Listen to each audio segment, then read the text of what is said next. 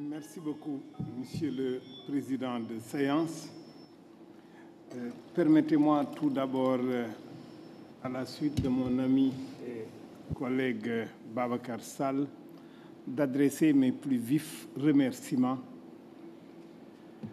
à l'Académie du Royaume du Maroc et à ses autorités de m'avoir associé à cette importante rencontre internationale au titre particulièrement stimulant, l'Afrique comme horizon de pensée. Je vais essayer d'y traiter un sujet qui me préoccupe en tant que chercheur, mais aussi en tant qu'Africain, sur lequel je réfléchis depuis un certain nombre d'années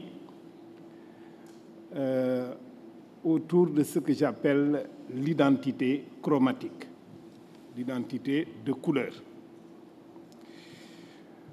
Le président l'a rappelé, le titre de mon propos, c'est du Bilad al-Soudan à l'Afrique noire, des significations du facteur chromatique dans la construction d'une altérité. Il s'agit ici de voir comment l'Afrique a été pensée et comment elle-même s'est pensée à des moments spécifiques de son histoire. Et ici, Afrique se réfère principalement à l'Afrique au sud du Sahara, sans qu'il soit dans mon idée de penser qu'il y a rupture, mais que le Sahara constitue plus un lien qu'une rupture. Mais vous comprendrez le sens de mon propos qui se limite à cet espace géographique que je dirais au sud du Sahara et parfois même j'ajoutais au nord du Limpopo. Des multiples constructions et autoconstructions qui ont constitué le patrimoine identitaire de la partie subsaharienne du continent, je retiens une qui a fini par se sédimenter si fortement qu'elle semble aller de soi et en conséquence est donc peu questionnée. C'est le facteur chromatique qui s'appuie sur un élément de phénotype, la couleur de la peau, sur lequel convergent les lectures de soi produites par les Africains et celles des autres pour donner à l'Afrique et aux Africains un privilège exclusif d'être le seul continent au monde dont l'identité est référée à la couleur de la peau de la majorité de ses habitants, encore que là où les uns voient noir, d'autres voient clair, y compris parmi les Africains ainsi identifiés eux-mêmes. Ma question, qui n'est pas innocente, est de savoir quelle signification s'attache à ce privilège identitaire. Je vais essayer de remonter le temps en allant d'une actualité plus récente à une activité plus ancienne, contrairement à ce qu'indique mon titre. Signalons tout d'abord qu'en 1954, l'universitaire sénégalais Cheikh Anta Diop publie sa thèse soutenue à l'Université de Paris sous le titre « Nation, nègre et culture ». Jusqu'à son dernier ouvrage « Civilisation ou barbarie », l'égyptologue sénégalais a consacré toute sa vie à défendre avec acharnement le caractère nègre de la population de l'Égypte pharaonique, auteur de la plus brillante des civilisations de l'Antiquité. À notre connaissance, Cheikh Anta Diop a très peu interrogé le statut scientifique de cette identité tirée d'un facteur naturel qui est la couleur de la peau.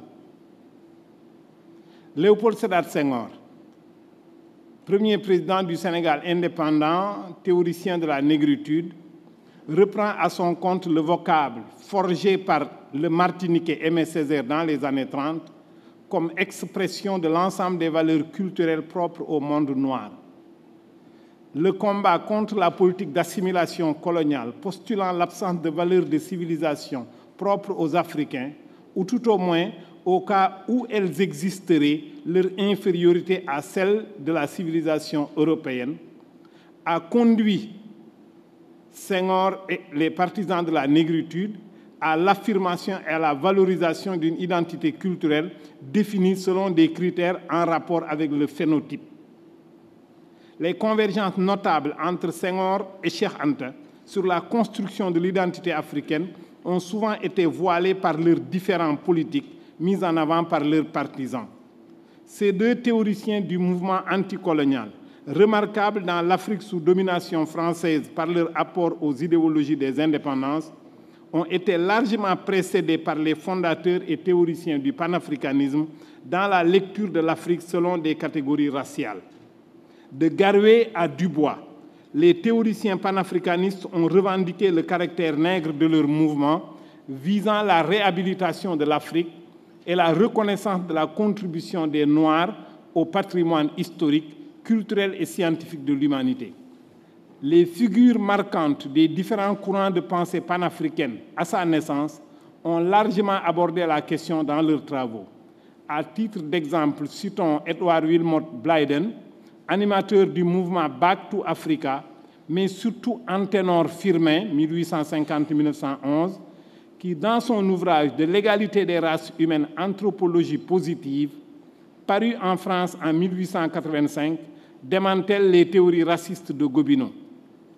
Les ressortissants des colonies anglaises d'Afrique ont très tôt pris l'attache de ce mouvement et il n'est pas étonnant que le gouvernement de Kwame Nkrumah, qui a pris une part active au Congrès panafricain de Manchester en 1945, convoque à Accra en décembre 1958 la Conférence des peuples africains. Les régimes politiques issus des indépendances africaines, aussi diverses que soit leur orientation idéologique, ont contribué grandement à la routinisation de cette identité chromatique. Au Sénégal, la négritude s'est imposée comme idéologie du nouvel État indépendant qui en a fait la base de sa rhétorique et s'est évertué à la mettre en application jusqu'aux moindres détails de la vie institutionnelle du pays et surtout dans le domaine culturel. L'expression la plus significative de cette volonté politique se trouve dans l'organisation en 1966 du premier Festival mondial des arts nègres, sans se limiter à cet événement, puisque les pouvoirs publics font de la culture l'axe majeur de la politique senghorienne, et celle-ci se structure en pratique et se décline en théorie autour du concept de négritude appliqué au théâtre, à l'architecture, à la littérature et aux arts.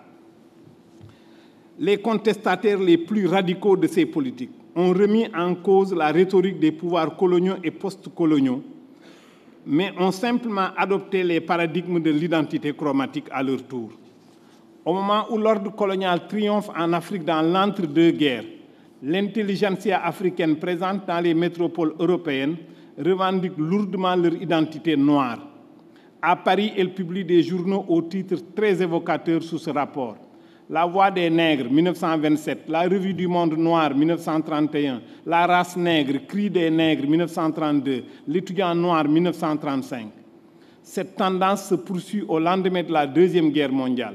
La Fédération des étudiants d'Afrique noire de tendance marxiste n'a pas trouvé mieux que de reprendre en son compte la catégorie qui définit l'Afrique à partir de la couleur de ses habitants pour se nommer. Le débat identitaire et l'usage des vocables n'ont pas manqué de susciter des controverses. Les partisans de la négritude, Césaire le Premier, sont bien conscients du contenu péjoratif qui s'attache aux vocables en rapport avec la mise en esclavage des Africains, mais pour eux, il s'agit d'user de l'arme de la domination en l'inversant. Jean-Paul Sartre, qui participe à la revue Présence africaine, dira de la négritude qu'elle est la négation de la négation du noir.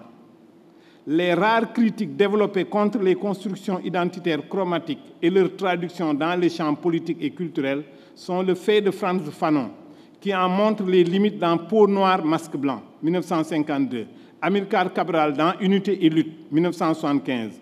Les critiques littéraires, Wole Soyinka, Tchikaya Utamsi, Stanislas Adetovi, les critiques littéraires donc du concept de négritude ont plus porté leur attention sur son efficacité pratique à libérer, sur son inefficacité politique à libérer l'Afrique, que sur son élément constitutif central, la définition de l'Afrique et des Africains par un facteur chromatique naturel, la couleur de la peau. Dans la lutte contre l'apartheid en Afrique du Sud, le Congrès national africain de Nelson Mandela s'est également démarqué de cette position théorique dès le Congrès de 1955 où fut adoptée la Charte de la liberté. Ce n'est pas l'unique paradoxe qui s'enracine dans cette identité largement diffusée par les idéologies des indépendances. On remarquera dans les années 1950 le recours à des critères raciaux pour construire une identité africaine positive s'opère au moment où l'UNESCO mobilise le meilleur de la recherche scientifique pour commettre de nombreux ouvrages disqualifiant les critères raciaux dans l'étude des sociétés humaines. L'organisation internationale, instruite par l'expérience récente du génocide nazi sur les Juifs, part en guerre contre les taxonomies des sociétés humaines sur des bases raciales. Depuis, de nombreux travaux ont investi l'histoire fort ancienne des dérives de l'anthropologie physique. Ces travaux ont montré que les préjugés raciaux qu'on retrouve quasiment chez tous les peuples sont quasi concomitants à la rencontre de populations à phénotypes, mœurs et cultures différents. Quant au passage à un usage systématique, mieux élaboré théoriquement de la différence raciale, en un système de hiérarchisation fondé sur ces différences pour en faire un instrument de légitimation de la domination, il est plus tardif. Au départ, c'est plus une fonction descriptive qu'une fonction à but de dévalorisation. C'est juste la rencontre entre des individus qui se décrivent à partir de la couleur de la peau, à distinguer de sa transformation en un outil idéologique efficace dans les rapports sociaux. J'aurais pu faire quelques développements sur son usage dans l'Europe du XIIe, XIIIe siècle, au moment où on a racialisé le judaïsme, dans l'Espagne du XVe au XVIIe siècle, autour des débats sur la pureté de sang qui ont servi à maintenir en infériorité les Juifs convertis au christianisme. En Afrique, la production des références aux critères liés au phénotype et à la couleur de la peau, en particulier, résulte d'abord de sa rencontre avec les mondes européens et arabes. Ceci dès l'Antiquité. J'insiste encore sur ce point. Au départ, c'est juste une fonction descriptive. Mais ça deviendra un outil idéologique de dévalorisation à des époques historiques particulières. La péjoration de l'image de l'Afrique et des Africains a d'abord été avant tout le fruit de l'ignorance. L'expérience des relations marchandes transforme cette perception progressivement en une dévalorisation systématique liée aux idéologies légitimatrices des traites esclavagistes et de l'esclavage d'abord transsaharien puis atlantique. La synonymie s'est alors établie entre Africains, Noirs et esclaves. Le monde arabe a développé des pratiques et théories de la race, plaçant les peuples qu'ils ont mis en esclavage en Europe subsidiairement, en Afrique plus tard et en plus grande ampleur, dans une infériorité fondée en nature. Le texte coranique observe les différences de couleur des humains, mais ne véhicule aucun préjugé de race ou de couleur. Ce faisant, il développe une vision qui lui est antérieure et qui se réfère à la couleur moins en tant qu'identité ethnique que simple attribut individuel, sans préjuger de ses origines ethniques ou territoriales. C'est plus tard, sous les Omeyyades, que les commentateurs et les rédacteurs des traditions ont fait de la couleur non seulement un identifiant racial, mais ils ont développé le préjugé racial et le mépris vis-à-vis des Africains dans le contexte marqué sans doute par l'intensification des relations marchandes entre l'Afrique et l'Arabie, au centre desquelles le commerce et la mise en esclavage des Africains. L'aliénation et la dévalorisation de l'Africain identifié à la couleur noire sont si fortes, mais aussi si communes à cette époque, qu'un poète arabe d'ascendance africaine a pu écrire « Le Seigneur m'a affligé d'une peau noire », cité par Lévis, page 29, je pourrais donner la référence plus précise. Les mythes sur lesquels s'appuient nombre de ces préjugés infériorisants, ont toutefois été combattus par certains auteurs arabes de diverses ascendances, renouant avec l'idée coranique que la piété et non la naissance est le critère de différenciation des humains. Ces stéréotypes dévalorisants ont été repris par l'Occident, qui entre en contact avec l'Afrique par l'Atlantique à partir du XVe siècle. Avec l'essor de la traite des esclaves, les clichés péjoratifs s'amplifient au point qu'au XVIIIe, XIXe siècle, les théories racistes mobilisent les savoirs séculiers et religieux. Le développement de l'impérialisme conquérant s'inscrit dans la même logique, englobant l'Afrique et ses sociétés dans une identité de couleur qui se diffuse en Europe avec les moyens les plus divers: l'école, la presse, les expositions coloniales, les récits de voyages et de conquêtes. L'objectif est de fournir au projet colonial ces légitimités fondées sur la diffusion de la civilisation occidentale que les tenants de l'ordre colonial se sont assignés comme mission pour sortir le continent dit noir de la barbarie. L'une des conséquences majeures de l'ère atlantique a été de produire en Amérique des sociétés esclavagistes, où dominants et dominés sont radicalement séparés par le clivage de la couleur de la peau, en dépit du rôle perturbateur qui joue le métissage et l'affranchissement des esclaves. Bien sûr, les sociétés américaines vont s'évertuer à nier l'existence de métis, au point que tout individu qui a une goutte de sang noir dans son pédigree est considéré comme noir, même s'il a 99% de sang blanche, entre guillemets. Dans la plupart des sociétés américaines esclavagistes, cette frontière des races est institutionnalisée et même visible dans les recensements qui, jusqu'aujourd'hui, se réfèrent à ces catégories raciales. La digue républicaine et intégrationniste qui a longtemps contenu dans un pays comme la France cette référence commence à céder et le mouvement social enregistre des associations qui affichent ouvertement une identité raciale. En Afrique comme dans ses diasporas, l'usage des critères phénotypiques dans la construction identitaire reste d'une brûlante actualité. L'histoire de cette appropriation et de la construction de cette identité par les Africains eux-mêmes reste à faire. Il s'agira de comprendre quelle signification attribuer à cette autoconstruction qui inverse la perspective qui a servi à légitimer les pires violences et dominations de leur société.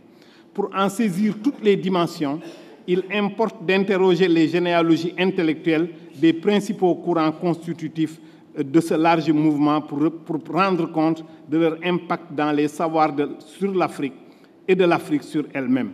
Il s'agit d'examiner la façon dont les catégories associées à des différences somatiques, phénotypiques, souvent perçues et qualifiées comme raciales, ont affecté les constructions mémorielles en Afrique et l'écriture de l'histoire. Avant de conclure, disons deux mots sur les fonctions et les significations de cette identité chromatique. Pour ceux qui l'utilisent comme idéologie de domination, particulièrement pendant les périodes de traite esclavagiste et d'esclavage, la nécessité de construire une altérité radicale pousse à expulser une relation historiquement établie, de l'exclure de l'histoire pour en faire des relations naturelles. C'est propre à ce système de domination, puisqu'il s'agit de montrer, de faire croire aux dominés qu'il n'est pas esclave par le fait de l'histoire, il est esclave par le fait de sa nature qui est la couleur de sa peau. Ainsi, on naturalise la domination. On aurait pu également la sacraliser. Cette naturalisation est propre à ce mode de domination, puisque même quand un Africain met en esclavage un autre Africain, il va utiliser un instrument naturel pour fonder la différence. Il s'agit ici du sang. Le sang qui est un facteur naturel, on va faire croire à l'esclave qu'il est esclave du fait d'un marqueur qui est dans son sang.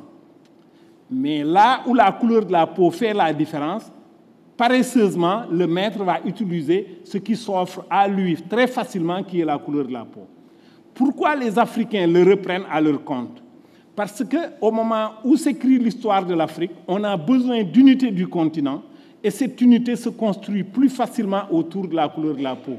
Puisque quand on prend le Congrès international des artistes et écrivains africains qui se tient en 1956, dès le départ, les congressistes se rendent compte que du point de vue historique, il y a énormément de différences entre eux. Ce qui peut les unifier, c'est la couleur de la peau. Ça permet également de cacher qu'au moment de la traite des esclaves, ce ne sont pas tous les Noirs qui deviennent des esclaves, mais ce sont des Noirs situés au bas de l'échelle sociale qui sont pris en esclavage, en captivité par d'autres Noirs qui sont au sommet de la société. Et l'historiographie nationaliste, pour camoufler cette responsabilité, a introduit, a accepté la notion de traite des Noirs, alors que ce ne sont pas tous les Noirs qui sont susceptibles de devenir esclaves en Amérique, même si tous les esclaves de l'Atlantique sont des Noirs, tous les Noirs ne sont pas des esclaves.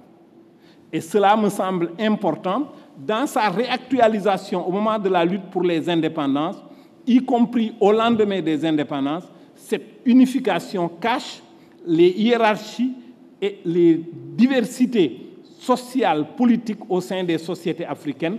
C'est ça qui m'amène à dire qu'il faut encore davantage interroger ce facteur identitaire naturalisant qui enferme l'Afrique dans la couleur subsaharienne, dans la couleur de la peau, qui est un facteur naturel pour expulser les relations historiquement établies, puisque quand on établit que ce sont des relations historiques, c'est qu'on peut les remettre en question. Alors que si ce sont des relations naturelles, personne ne pouvant se débarrasser de la couleur de sa peau, il est évident que ça permet de faire pérenniser le système de domination. Je vous remercie.